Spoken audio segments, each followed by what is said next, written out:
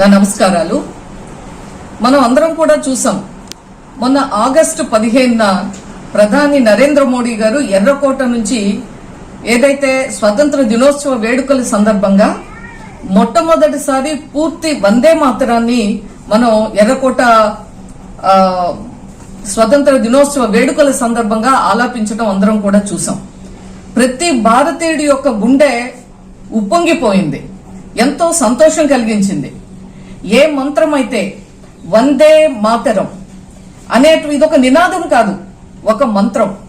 ఒక స్వతంత్ర పోరాటం సమయంలో ప్రతి భారతీయుడు ఆ రోజు ఈ దేశానికి స్వతంత్రం రావటం కోసం పోరాటం చేసిన ప్రతి ఒక్కరి మదిలో ఒక మంత్రం లాగా జపించినటువంటి, పరితపించినటువంటి ఒక గొప్ప, ఒక సందేశాత్మకమైనటువంటి ఒక గేయం వందే మాతరం.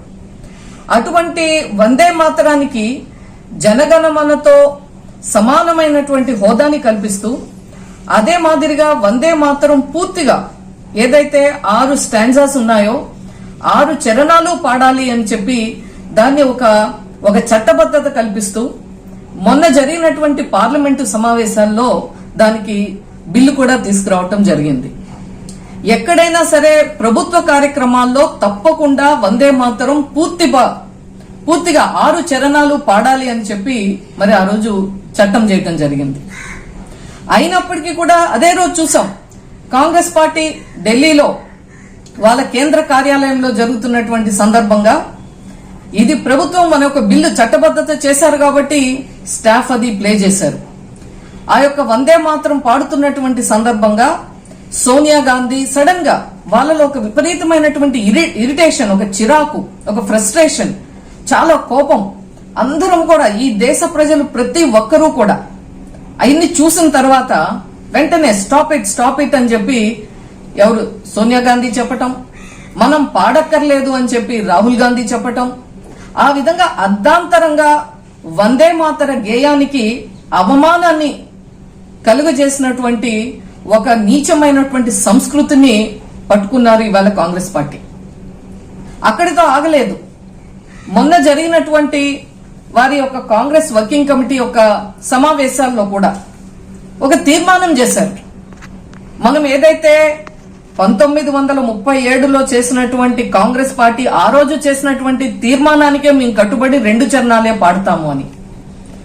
అంటే ఇది చట్టం కన్నా వారి యొక్క తీర్మానం పెద్దదిగా, గొప్పదిగా, ఆ విధంగా వారు తీర్మానం చేశారంటేనే వారి యొక్క అపీజ్మెంట్ పాలిటిక్స్. ఆ రోజున కూడా 1937లో ఈ రోజు ఎందుకు ఇవన్నీ మాట్లాడుతున్నాము అంటే, భారతీయ జనతా పార్టీ, కాంగ్రెస్ పార్టీ ఏదైతే తీర్మానం చేసిందో దాన్ని తీవ్రంగా ఖండిస్తుంది. ఖండించటమే కాదు, పూర్తిగా పాడనటువంటి వారికి చట్టరీత్యా శిక్షార్హులు వాళ్ళు. అంతేకాదు, భారతదేశంలో ఉన్న ప్రతి పౌరుడు, మరీ ముఖ్యంగా యువతకి చరిత్ర తెలియవలసినటువంటి అవసరం ఉంది.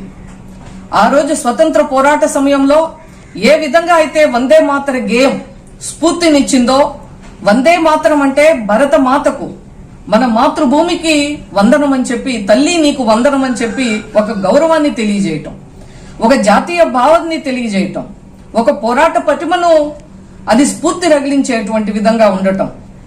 ఆ రోజు మహాత్మా గాంధీ చెప్పారు, ఇది ఒక సామ్రాజ్యవాద వైఖరికి వ్యతిరేకంగా ఈ యొక్క వందే మాతరం ఆ రోజు బంకిం చంద్ర చటోపాధ్యాయ